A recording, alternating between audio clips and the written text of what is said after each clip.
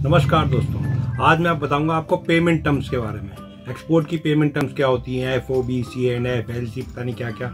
ये इस पे कंफ्यूज नहीं होना, कुछ नहीं होती है, सिंपल होती है, मैं आपको समझाऊंगा। ठीक, जैसे हम नॉर्मल वो इंडिया टू इंडिया किसी से काम करते हैं, सेम कॉन्सेप्ट वहाँ होता है। बस ये है कि एक्सपोर्ट जब हम करते हैं तो RBI का हमारे पर कंट्रोल रहता है कि जो पैसा बाहर से आया है, हमारे जो इंडिया में आया है वो गलत तो नहीं आया, किसी ने कुछ फंड तो नहीं किए, कोई टेररिज्म में इसमें उसमें, तो हमें कंट्रोल देना पड़ता है कि हमारे पे पैसा आया है, अब हम इसका क्या करेंगे, एक्सपोर्ट करेंगे। हमने एक्सपोर्ट किया, ये प्रूफ है, ओके है, ये शो करना पड़ता है। पैसा आएगा और वही चाहते हैं ज़्यादा एक्सपोर्ट हो, तो एक्सपोर्टर को हेल्प करते हैं। अच्छा, पेमेंट टर्म्स स्टार्ट करते हैं। पेमेंट टर्म्स में क्या है कि जब इनवॉइस कोई बायर कहता है कि आप मुझे प्राइस दो, तो हम उसको प्राइस देते हैं। कैसे भाई, ये प्राइस जैसे एक पेन है, तो ये पेन 20 रुपए का है, तो 20 रुपए का है तो 20 रुपए बोल देंगे, 20 रुपीज डॉलर में कन्वर्ट कर देंगे, 20 से 40 सेंट्स, 40 सेंट्स आप इसका प्राइस है।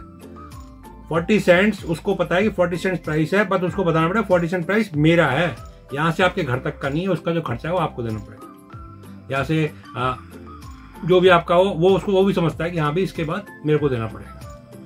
लेकिन कुछ कस्टमर नए होते हैं, उनको पता नहीं होता है कितना खर्चा होगा, कैसे होगा, मेरी शिपमेंट कैसे जाएगी, क्या नहीं होगा, तो बोलते हैं भाई मेरे घर तक पहुंचा दो, मुझे बताओ घर तक कितना पड़ेगा। तो घर तक का जो कैलकुलेशन मिला के उसको मिलाए थे, मिला के दे थे, अच्छा ठीक है आपके घर तक का इतने रुपए पड़ेगा, 300 रुपये पड़ेगा, कोरियर चार्ज है वो मिला के इतने का पड़ेगा। तो वो उसको FOB तो वो एक अलग टर्म होती है। अब जो स्टार्टिंग में है, जो हमारे बोर्ड तक की प्राइस है वो है FOB। पहले आप टर्म समझ लो। FOB टर्म्स होती है FOB, C&F and CIF। FOB मतलब और ड्यूटी वहां पे ड्यूटी भी देनी पड़ती है। कभी कभी लोग कहते हैं ड्यूटी मैं कहां से दूं, मुझे पता नहीं है। तो ड्यूटी पेड, जैसे COD होता है आपके घर तक की, इंश्योरेंस सब कुछ हम पे करेंगे। ठीक है, तो ये टर्म्स में कंफ्यूज होना ही नहीं, आपको तो काम करना है, और जो भी आपको काम करना है, जो भी खर्चा होगा बाहर से लेना, simple. Free on board FOB होगी।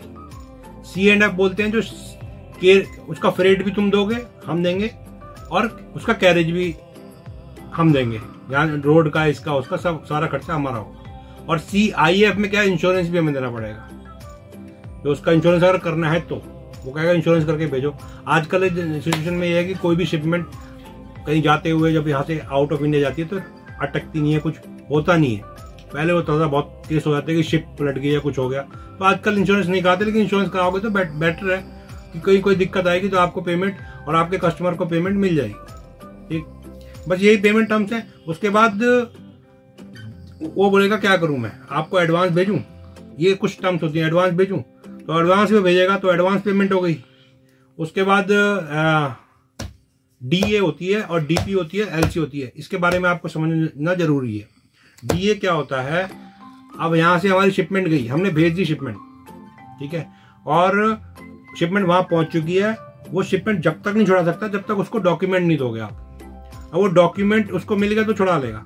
लेकिन हमने क्या किया, जो वर्ल्ड ट्रेड ऑर्गेनाइजेशन है उसने स्ट्रॉन्ग करने के लिए कि कोई किसी को फ्रॉड ना हो, कुछ दिक्कत ना हो, तो उसने क्या किया, एक DP टर्म बनाया, डॉक्यूमेंट ऑन पेमेंट।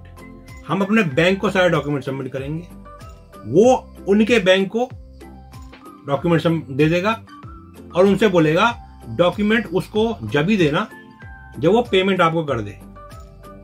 तो ये अश्योरिटी होती है, बहुत अच्छी टर्म है DP। हमने उसके बैंक को डॉक्यूमेंट, हमारे बैंक ने, हमने अपने बैंक को दिया, पहले हमने शिपमेंट निकाल दी, उसके बाद हमने डॉक्यूमेंट दे दिए, जो शिपमेंट डॉक्यूमेंट होते हैं सारे डॉक्यूमेंट बना के हमने दे दिए अपने बैंक को। हमारा बैंक उसके बैंक के पास जाता है और उसको भेज देता है कोरियर, और उसको इन्फॉर्म करता है कि ये पेमेंट डॉक्यूमेंट है, अपने कस्टमर को दे दो। तो वो कस्टमर को, जब कस्टमर को इन्फॉर्म करता है भी आपके डॉक्यूमेंट आए, आपको चाहिए, इतने रुपए के हैं, इतने डॉलर के हैं, $4000 के हैं, जैसे मेरे $4000 है, तो अगर हाँ मुझे चाहिए तो $4000 मुझे दो और मैं आप मेरे डॉक्यूमेंट ले लो। नहीं देगा तो मैं भी नहीं दूंगा, वो भी अपने कस्टमर को डॉक्यूमेंट नहीं देगा। तो सबसे अच्छा है, जब उसको शिपमेंट चाहिए तो वहां पेमेंट पहले करेगा, तो सबसे सेफ है DP।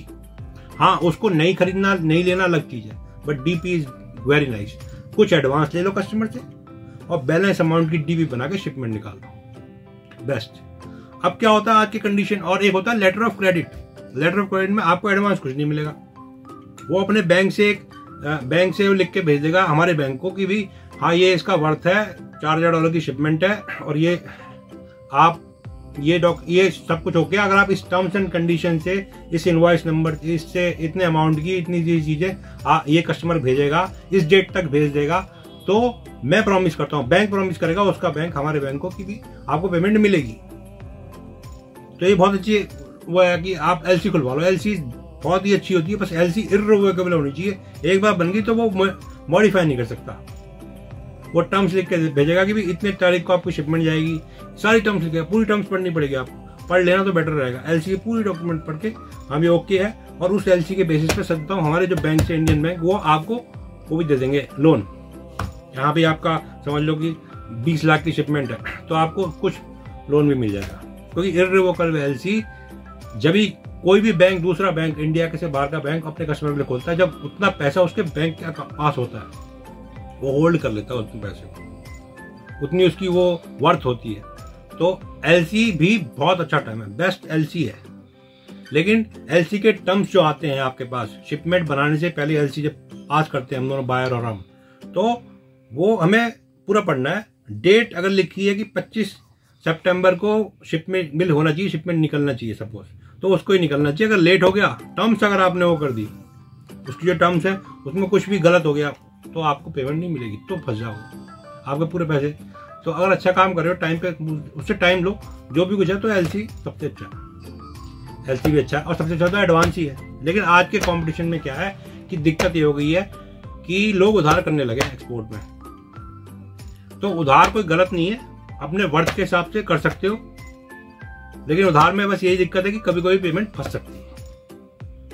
अब उधार करने का कॉन्सेप्ट एक ये भी होता है, डॉक्यूमेंट ऑन एक्सेप्टेंस। हमने डॉक्यूमेंट वही डीपी जो निकाला, डॉक्यूमेंट ऑन पेमेंट निकाला, वही वो बैंक बोलेगा कि मुझे पेमेंट दो, तब मैं डॉक्यूमेंट दूंगा, उसका बैंक बोलेगा। अब डीए में क्या होता है, उसका डॉक्यूमेंट, उसकी जो हमारा बैंक उसके बैंक को डॉक्यूमेंट भेजता है, वो डॉक्यूमेंट दे देता है अपने बायर को, अपने कस्टमर को।